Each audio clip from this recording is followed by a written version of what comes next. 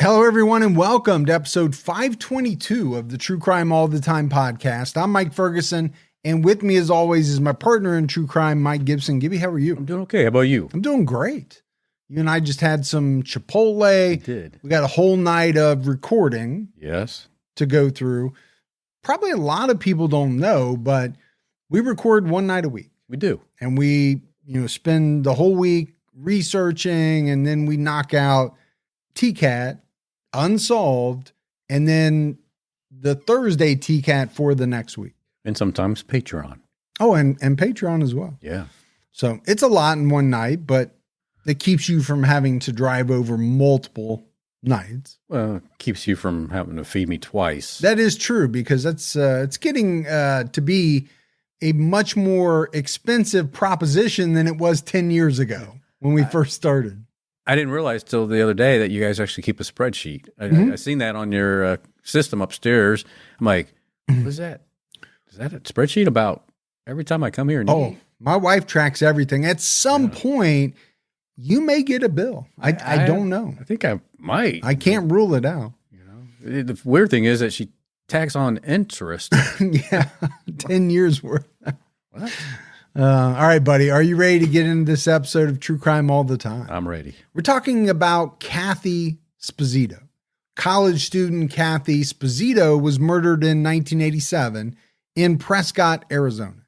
And then over 3 decades later, modern DNA technology solved the case, which previously had no known suspects. And, I like these cases. You and I also do an unsolved podcast.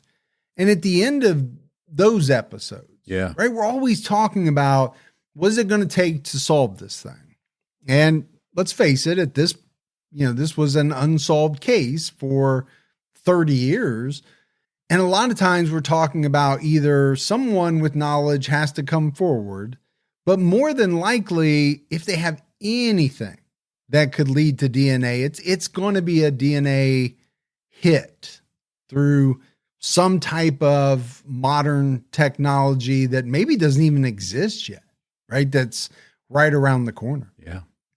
Catherine Ann Cathy Sposito was born on September 7th, 1963.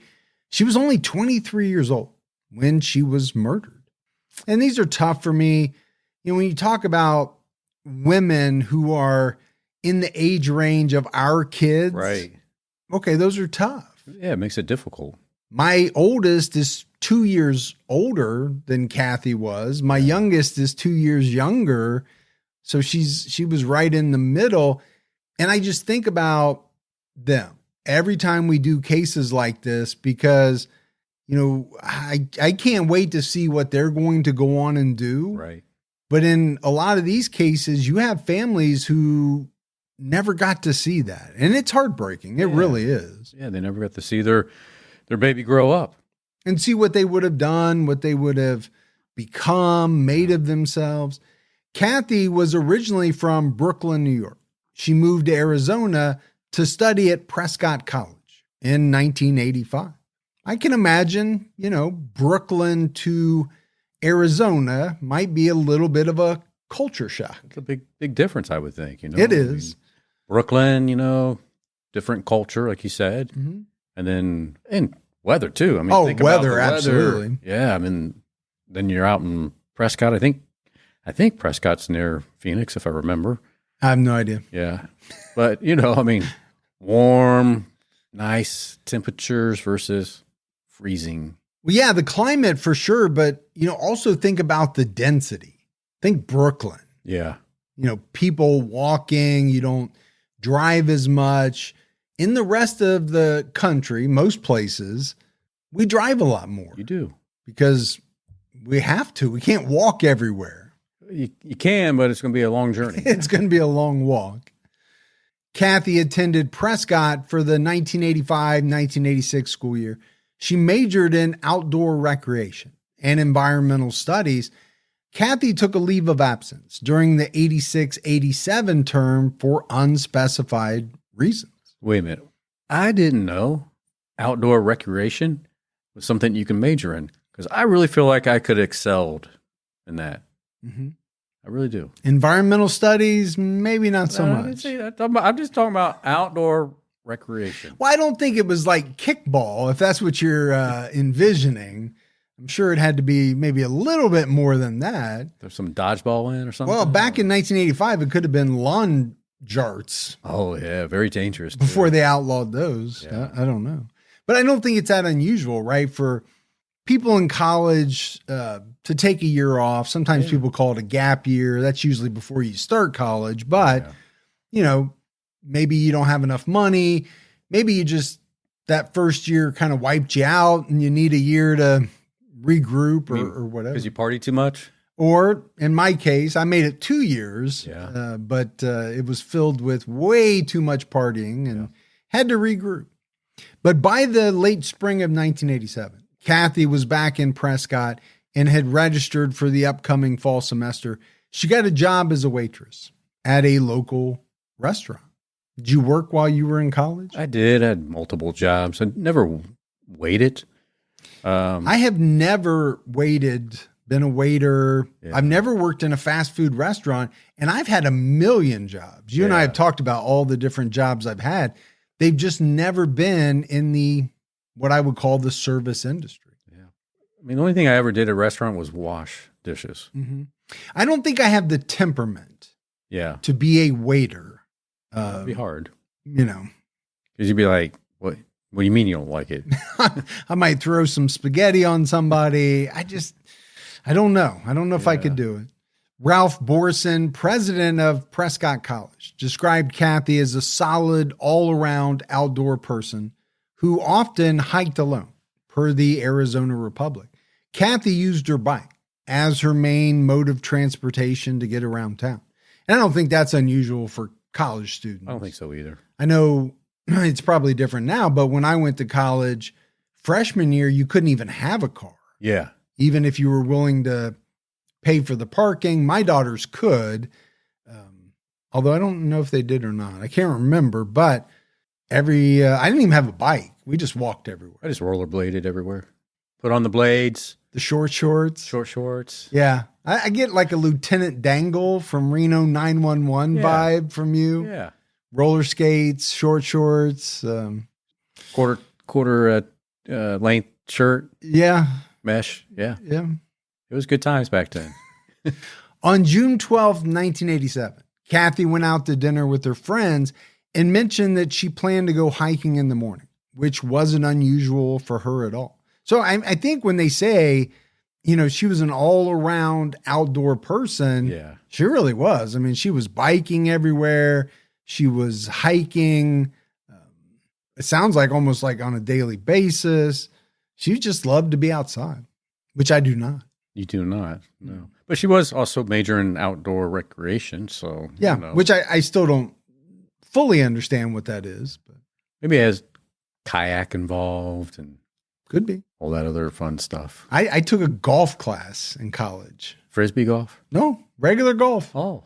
You just went and played golf. Okay. Seemed like the strangest thing. I think you probably aced it. That one I did. I also took history of rock and roll, which I thought was going to be a breeze. Hardest class I've ever taken in my life. They went back to like the 20s and 30s. Oh, and you're like Robert Johnson. And I mean, you had to know the name of the song, the author, the year, just by listening to it. It was a lot harder than what I thought it was going to be. Robert Johnson. He's the one at the Crossroads. Yeah. Yeah. Yeah. I don't know. The only way I know that is because of the movie. Which was a good movie. Yeah. Whatever that was called. I love it when you start down a path and it leads to nowhere. But we all get what you're talking about. On the morning of June 13th, 1987, Cathy rode her bike to the Thumb Butte Trail, about 10 minutes outside downtown Prescott. The trail is in part of the Prescott National Forest and is a popular hiking spot. She arrived around 7 a.m., chained up her bike, and started hiking. About 20 minutes later, several people who were also hiking the trail heard screams for help. According to 12 News, because of the dense terrain, the hikers could hear her screams, but they couldn't reach her quickly. That would just drive you crazy. I mean, you hear them and you want to help somebody, but if the brush is so thick. Well, you don't know exactly where it's coming from. Yeah. Also, depending on, if you've got some high walls, maybe it's echoing around. Good. It would make it a little more difficult to tell maybe exactly where the screams are coming from. Yeah. But add that with the terrain and okay, I can see why it might be tough to get to her. An Arizona Republic report from 1987 states that the group heard a scream, but dismissed it as kids playing. And, we've heard that time and time again. We have. Right? In episodes that we've done, whether it's, a scream from within an apartment complex or from a house next door, people don't always know what they're hearing.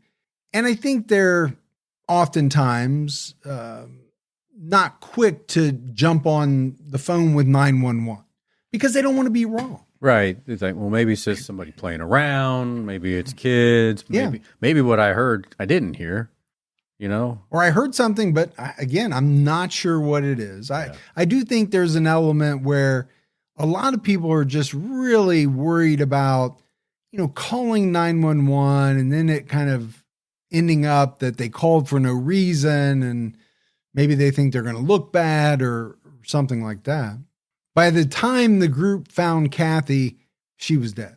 Her body was found 300 yards south of the parking area. So, I mean, horrible for these people, but obviously, at that point that this wasn't kids screaming, right? This was a woman screaming who died by the time you could get to her. And at that point, knowing that she obviously just died, how nervous are you not knowing how she died? Yeah, because depending on how she died could mean that there's a predator. Yeah. Maybe watching you, maybe lurking. Not that far away, lurking. Yeah. It would be a scary situation either way. Yeah. Cathy had been shot in the eye with a .22 caliber gun, stabbed and hit in the head with both a rock and a wrench. I mean, it sounds like overboard, right? I mean, yeah. Pull out a gun, shoot, I'm going to come up and stab, and I'm going to come up and pick this rock up. Oh, let me pull this wrench out of my pocket and hit you with that too. Yeah, now I will say .22 caliber is not the heaviest, right? Right. The biggest bullet. You can kill somebody with a .22 caliber. There's no doubt about that. I think it kills more people every year than any other caliber, but that's just because a lot of people have .22s and a lot of those are accidental or whatever. But I just wonder if, is this overkill or is this a scenario where, the shot didn't do it, the stabbing didn't completely do it. And so it went further and further and further because let's not forget she's screaming right at a certain point. So maybe some of these things didn't kill her when the person thought that it would. Or could it be the opposite direct, right? Maybe they hit her with a wrench when she screamed and then hit her with a rock and then stabbed her and said, just to make sure I'll shoot once in the head. There was nothing in the research about the order of how everything happened. So it could have happened, like you said. She died of brain trauma and blood loss, according to the Arizona Republic. Shortly after the murder, Sheriff's Detective Gordon Diffendaffer said that there were no suspects and there were no signs an attempt was made to assault Cathy. And I think that's, always an important fact in these types of cases. Was there some sort of sexual assault involved? Right. Because then, that plays into possible motive for the attack. If there's no sexual assault, well, then you got to start looking at other things. Robbery, or was this, someone that this person followed? They were targeting them. Because you think the place was somewhat busy, right? There were other people there. Yeah. So if you wanted to assault them, I don't know if that would have been the place to do it. because maybe you get caught. But if you just wanted to kill somebody, maybe you can get in and get out fairly quick and not be seen. Yeah, and escape in the brush where Right. nobody can see which way you went. Leads eventually ran out, but the case remained open and active for 36 years. It's a long time. It really is. Over the years, investigators said it was possible there could be more than one suspect. And why would they think that? Maybe just because of the multiple weapons. That was my thought. Yeah. You know, you have a gun, Yeah. you have some type of knife or stabbing implement, a rock, a wrench. So you either have one person who used all four of those, or you have multiple people who maybe each wielded that weapon. Like everybody had to take responsibility. Yeah, I mean, you could look at it a couple different ways, but I could see why investigators would at least entertain that theory. Yeah. In 2016, Cathy's brother, Sal Sposito, visited the crime scene with detectives and appealed for members of the public to come forward with new information. In a 2021 interview with 12 News, Sal said, "This was no accident. Somebody with a lot of rage and anger wanted to put an end to her life." Yeah, this definitely was not an accident. This was something that somebody wanted to make sure happened that day. Yeah, I think we don't know everything, but that's the one thing you can say with certainty. Yeah. Right? Nobody accidentally shoots themselves in the eye, accidentally stabs themselves, accidentally hits themselves with the wrench and with a rock. Exactly. It just doesn't happen that way. He noted that their father died in 2010 without knowing who killed Cathy, and then their mother passed away a few years later. Yeah, it's too bad they never got the answers that they should have had before they passed. Yeah, and unfortunately, we deal with that a lot in our unsolved episodes, right? When it takes 20, 30, 40, even 50 years in some of the cases we've done to get close to finding the killer, a lot of the loved ones are going to have passed away by that point. Sal said, "I always said she died of a broken heart because the last 27 years of her life, she took it the worst." Now he's talking about his mom at that point. And how could you not? Yeah. Right? Unimaginable to lose a child. Every day would be tough. Every day. Your life changes forever. Yeah. We don't have firsthand experience, but I can only imagine what that would be like. Sal expressed his hope for a break in the case in his lifetime, saying somebody has to know something. And I always believe that. Yeah. You know, somewhere. First of all, the killer knows. That's for sure. At the very least. Right. And then, you know, as we often talk about, is that person going to be able to keep that secret to themselves forever? Most can't. Most can't. They might confide in somebody who chooses to never say anything. You know, now maybe they get drunk and say something to the wrong person, and we've seen that before as well. People like to talk. Yeah. In 2022, Yavapai County Sheriff David Rhodes said a cold case team was working to get DNA results from evidence that could turn into a new lead. On August 25th of 2023, Sheriff Rhodes announced that investigators had identified Cathy Sposito's killer. He was a man named Brian Scott Bennett. So they have to be pretty excited about this. Yeah. I would think. Yeah, I think so.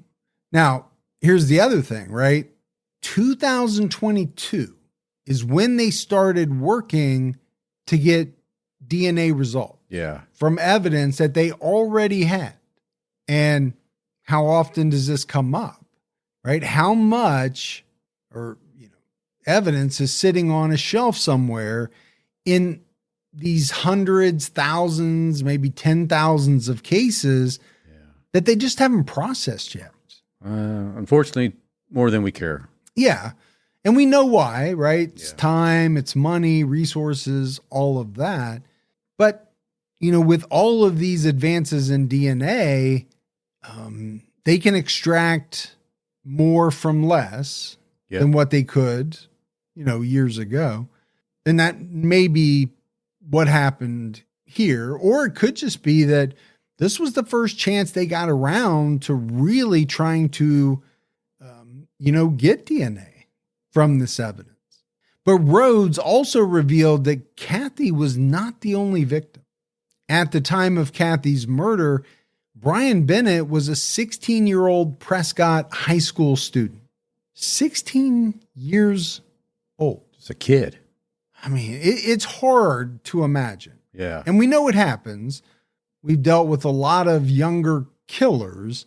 It's just hard to think of a 16-year-old being capable of this type of brutal murder. Right. But unfortunately, it does happen. Now, he wasn't identified in 1987 because, let's face it, right? DNA analysis was a brand new field, and it was not a standard investigative tool back then. I mean, heck, you think about 84, 85 kind of being the very beginnings of DNA when it comes to law enforcement. So 87, they weren't that far along. No, they weren't. And a lot of people really didn't know anything about it. They weren't using it probably in most jurisdictions. In April 1990, Bennett attacked and sexually assaulted a second woman on the same trail. And at the same time of day, Cathy was killed. The victim was camping with her boyfriend and decided to hike Thumb Butte Trail. Within minutes, Bennett stuck up behind her and held a rock to her head. He ran off into the woods after the attack. So I don't know. I mean, what do you make of this?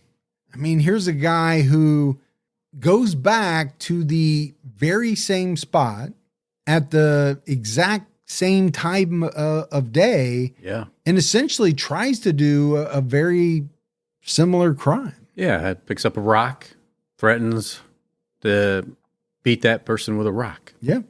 Why? I think because he feels confident. Well, because he didn't get caught before. I get that, right? He got away with it once. Yep. So does he feel confident that he can get away with it again in the same spot? I think you're probably onto something. There is something about these killers. They kind of work in familiar territory. Yeah. And whether that's where they choose to attack, how they choose to attack, the type of victim they choose to attack, or when you think about disposing bodies, we've seen time and time again where they dispose of bodies, many killers do, in the same area because they're familiar with it. They've gotten away with it. And then by the time police catch up with them, they find all these bodies within 100 yards of each other. I think he was comfortable because he knew the area. He knew how to get in, get out, and also think he was comfortable because he knew maybe the type of victim he wanted would show up there. Hiking along this trail. Yeah. Yeah. I think you're right with that. In July 1990, Bennett was accused of attempted assault at a house party in Chino Valley, Arizona. The victim was reportedly drinking and went to lie down in the bedroom. Bennett followed her into the room and attempted to sexually assault her. Witnesses managed to break down the door to stop him, and he ran away. So we're not talking about a choir boy. No, we are not. Right? He is not a good individual, has a pretty brutal history. But good on these people at the party. Yeah, to be have enough awareness to catch that. Yeah, they could have heard sounds and just thought, oh, it's a couple who snuck away to have some intimate time alone. Yeah. But they didn't. Man, they broke down this door and they stopped this guy. Yeah.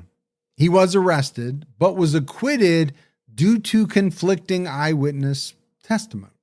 Bennett dropped out of high school in 1988. He briefly joined the Army, but deserted in 1989. In 1991, he was convicted of forgery and received 3 years of probation. So not really a great person. No. I mean, I think the more we talk about it, the worse it gets. Yeah. right? His character, his litany of crimes. On June 2nd, 1993, Bennett approached a fourth woman at the Prescott post office and forced her into her car by knife point. He sexually assaulted her multiple times. A police officer pulled the vehicle over for failure to dim headlights, and the victim escaped. She was believed she was going to be killed because Bennett said to her, as reported by ABC, "I can't let you go because you've seen my face." And that's a thing that a lot of killers either think from the beginning, or they start to think as their crimes go on. Many times it's because somebody identified them in a lineup at a certain point.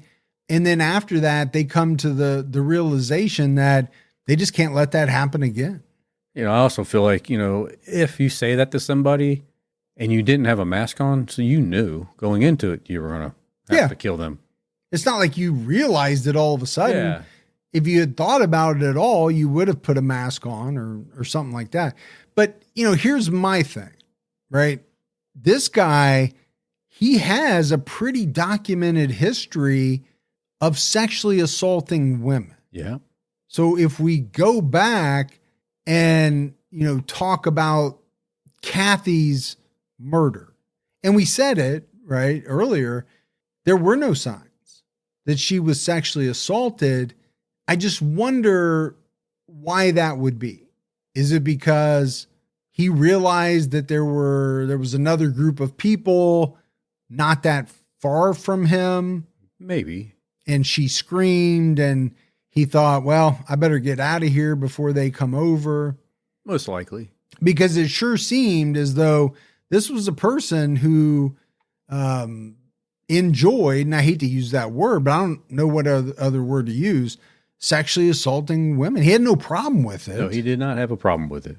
I think that's for sure. Yeah. Bennett was once again arrested, but there were no consequences due to a lack of evidence, according to AZ family. He got off lucky. Well, when you go back into the 80s and the 90s and you start talking about sexual assault, it can be very frustrating. Sure. Because it doesn't seem as though, I shouldn't even say seem, it was not taken as seriously as it is today. That's very true. We have seen so many sentences that have pissed us off because you're comparing what this monster did to some woman versus what they ultimately got in punishment. And it makes no sense whatsoever. Yeah. And again, what were we telling these people back then? Yeah, you might get caught, but it's not going to be a deterrent because your punishment was not that severe. Yeah. It still makes me mad. I understand. On January 27th, 1994, Bennett returned to his home state of Kentucky and died by suicide. So he was never convicted of a violent crime throughout his whole life. No, he got by. Yeah. In 2020, detectives got a break in the case when they were looking into the April 1990 attack, which had DNA evidence on file. Using familial genealogy, investigators identified a female descendant of the suspect who gave the names of two potential suspects, Brian Bennett or his younger brother. And, you've heard me say it, but familial genealogy, genetic genealogy, all that stuff is and has been groundbreaking. The amount of cases that it's kind of cracked wide open is awesome, but also how they go about doing it. Yeah. They narrow it down to a family tree. Okay, it could be this person, it could be this person, but then you got to go maybe get a sample, which nobody's going to give up willingly. Right. So you got to steal their used cup and straw or, whatever it is. Just lie in waiting. Like, okay, Yeah. they You got to just put their coffee cup down. or go through their trash. Yeah. And get it that way. So to rule out the brother, authorities gathered evidence to obtain a warrant to exhume Bennett's body. The body was exhumed in November 2022.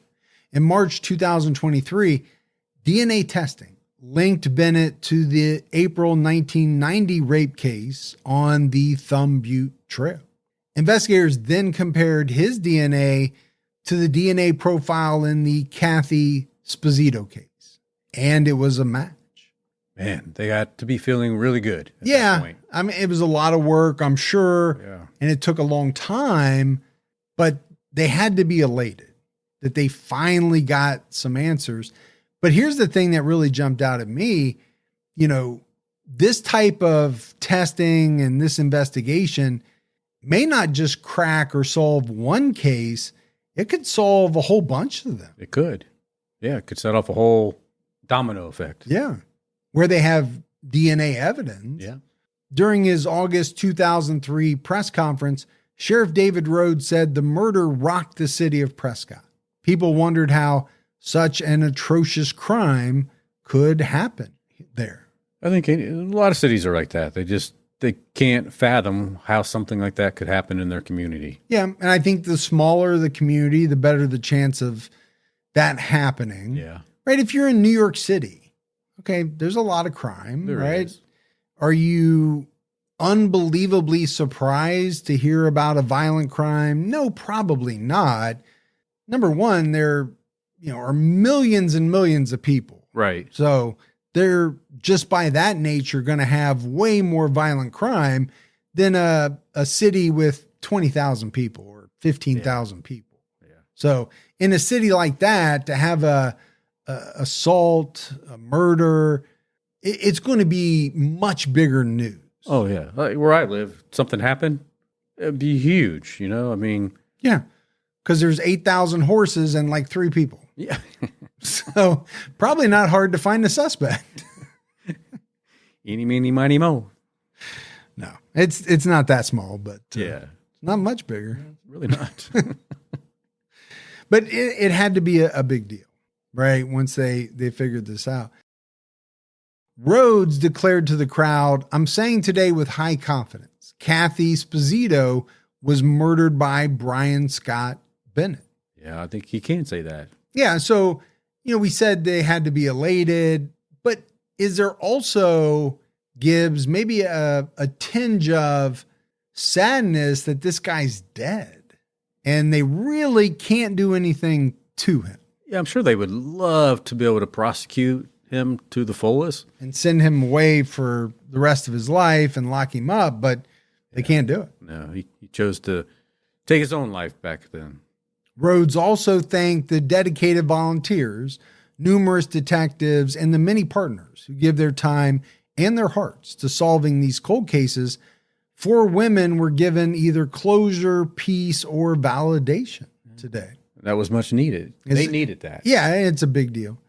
Yavapai County's cold case team is made up of volunteers who spend hours trying to move cases like Cathy's forward.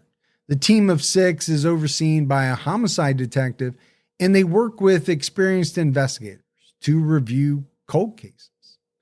And that's, something I've never actually thought about. A lot of these counties don't have the funds to have a dedicated cold case team. Yeah. I mean, you got volunteers coming in to work. Now, granted, they're overseen by real detectives and all of that, but that would be kind of cool to actually be a volunteer to do some of that. It would be. You would have to leave your basement. That's the problem. They could send the case files here. Oh, you can be like that. What's that one movie? They always sent the cases. Where Denzel Washington was paralyzed? Yeah. Yeah, I think that was called The Bone Collector. Bone, that's right. That's a good movie. Jolie. Good movie. Or whatever her name was back then. I'm pretty sure that's been her name the entire time. Yeah, that's true. Whether she was married to Billy Bob Thornton, Brad Pitt. Yeah. I think it's always been that, hasn't it? I think you're right. These actors and actresses, they don't change their name. No, they don't want to lose that star power. Right. A few of them have changed their names. I don't know if Oh, it's I'm helped sure them or some not. of them have, but like Nicole Kidman, she's been married a bunch. Yeah. She's always been Nicole Kidman. That's true. She wasn't Nicole Cruz No. or Nicole, whatever the country singer's name was that Yeah, she was married to. Isn't she still married to him? No, I don't think so. Oh, they got divorced? I think so. Oh, Keith Urban. Yeah. Yeah. Nicole Urban? No, never heard that, right? He was much shorter than her. That probably causes some problems. Well, most people are. She's like 6 foot tall, I think. She's a tall woman. Yeah. So numerous investigators worked this case, including Sheriff Rhodes, who was on the case in the late 90s and early 2000s. Volunteer Rich Finston told the Arizona Republic that a rotating team of investigators for cold cases can lead to things being missed. So volunteers like him step in to help. He said when continuity gets lost, things fall into the cracks. And so we kind of find cracks and try to fill them. Okay. And I understand what he's saying, right? Continuity is a good thing. There's also something to be said for having a fresh set of eyes. I love that. Yeah. Come in and look at a case. But if you're constantly just having new people try to pick up a file and run with it, do you lose a little bit? Yeah. But also maybe somebody sees something that other people didn't see. I think you have to look at it both ways, right? You know, have that continuity, but also having fresh eyes on it too. Yeah.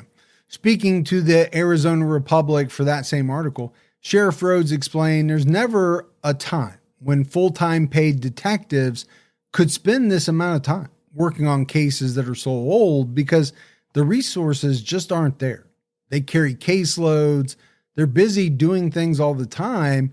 And so really, I can say with absolute certainty, we would not be here today if it was not for the dedicated, competent work of our volunteers. Wow, that's awesome. It is amazing. Give that credit out there.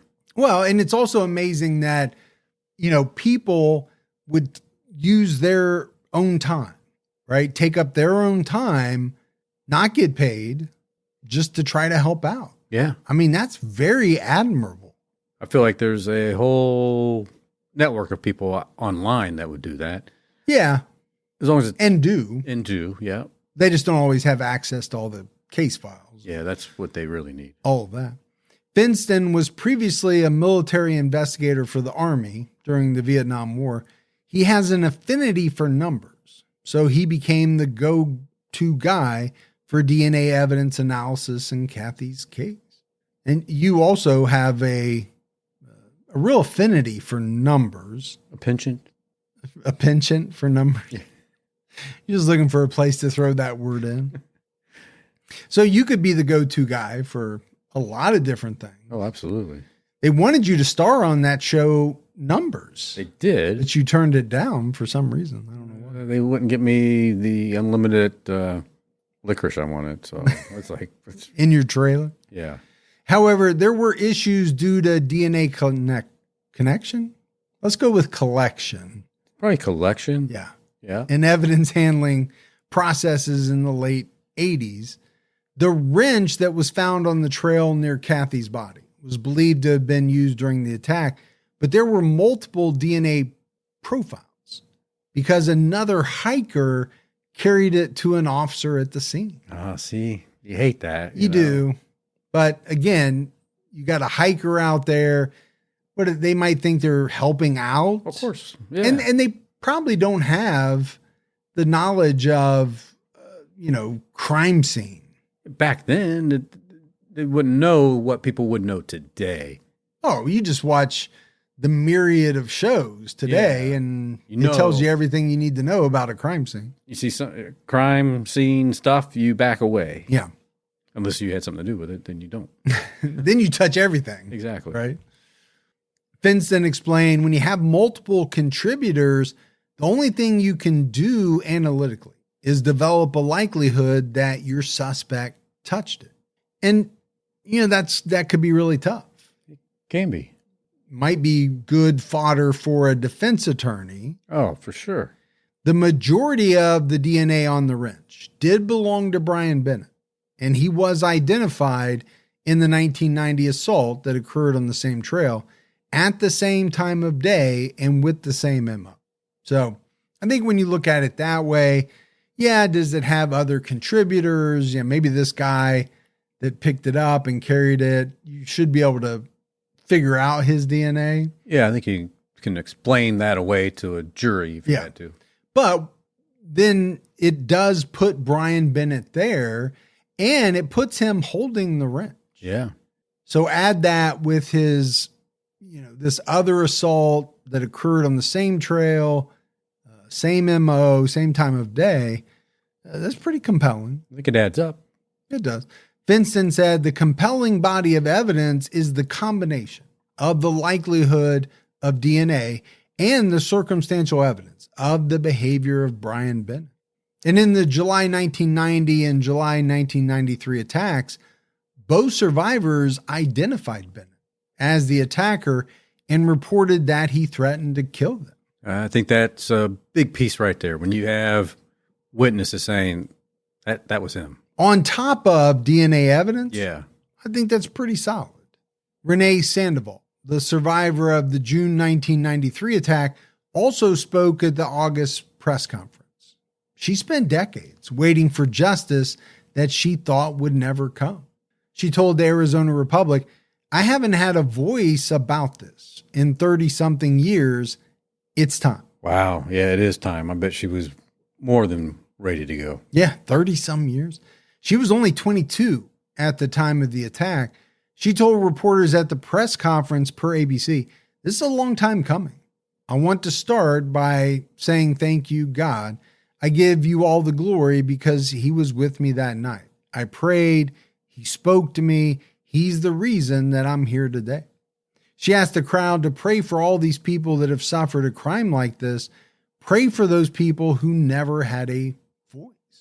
Renee also spoke about the connection she felt with Cathy, saying, "Cathy, you're free. We're always going to be tied together and have a connection.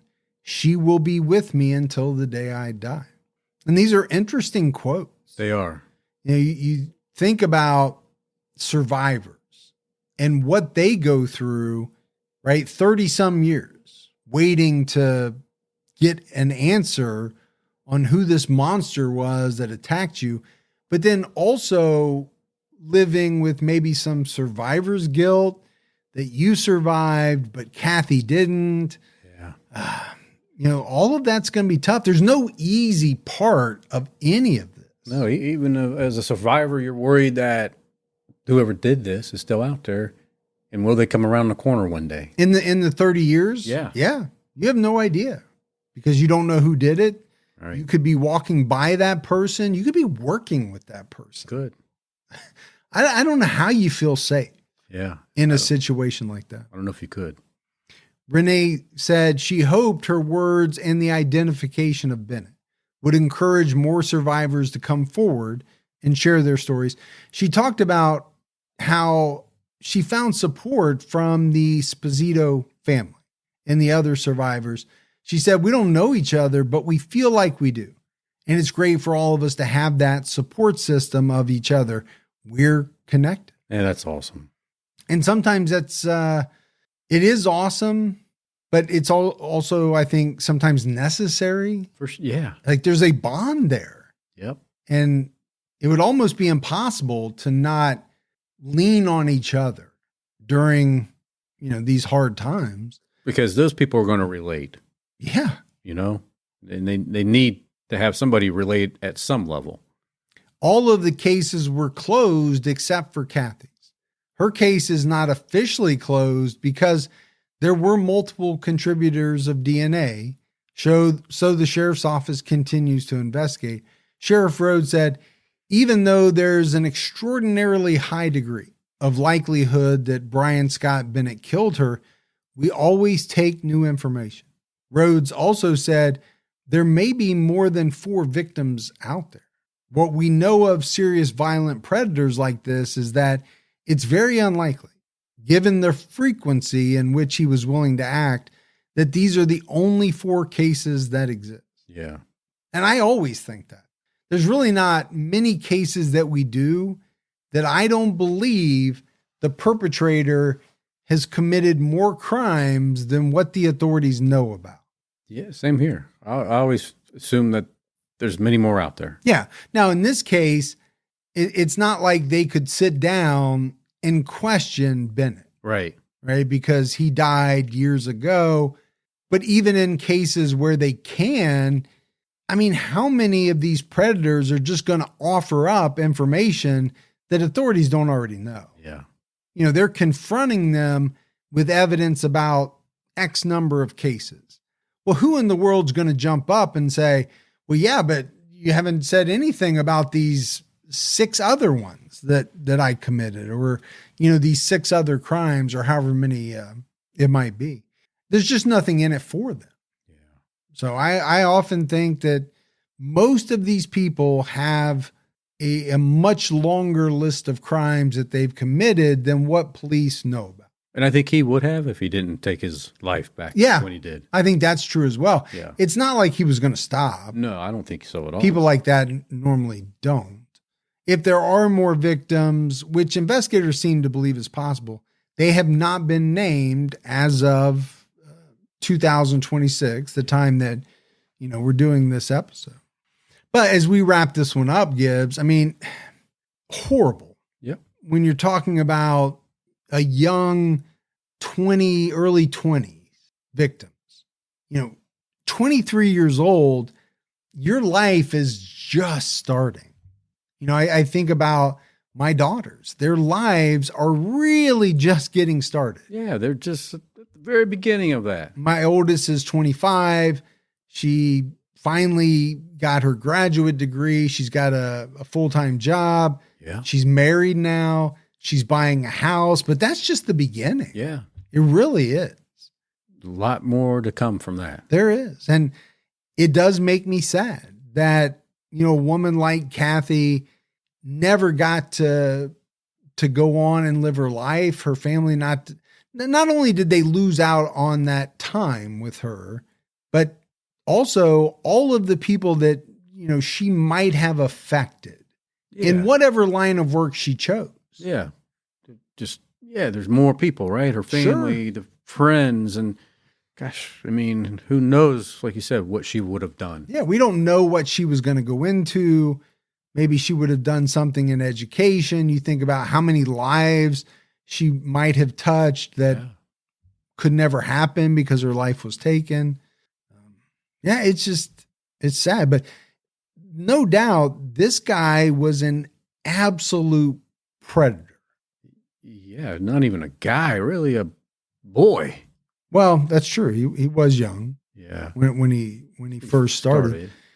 But you think about, you know, being out on the trail, you're hiking, you're kind of solitary, right? If you're out there by yourself, but it should be, you're in nature. It should be a good experience. And a lot of people find it very cathartic. They love it. It's a stress reliever. And then to think about having this person who is kind of casing this area where people hike and looking for his next victim. That's a scary thought. I mean, I know when I hike, I put my earbuds in. Back then, I would have put my Walkman on, you know. Mm-hmm. Maybe strapped it to my arm like we used to do back in the day. And just hit the trail, you know, and you're not going to hear somebody come up behind you and attack you. Yeah. So sad all the way around, but glad that they figured it out. Yes. Right. Now, can they charge this guy? It sounds like no, but he's dead. I don't know what it would accomplish. Right. They know it's him. Sure. Yeah. But it doesn't sound like they really want to move forward. You got multiple DNA profiles on, you know, some of the evidence, but pretty hard not to think that this guy killed Cathy. Yeah. I think everybody believes that. Absolutely. But that's it for our episode on Cathy Sposito and another episode of True Crime All the Time. So for Mike and Gibby, stay safe and keep your own time ticking.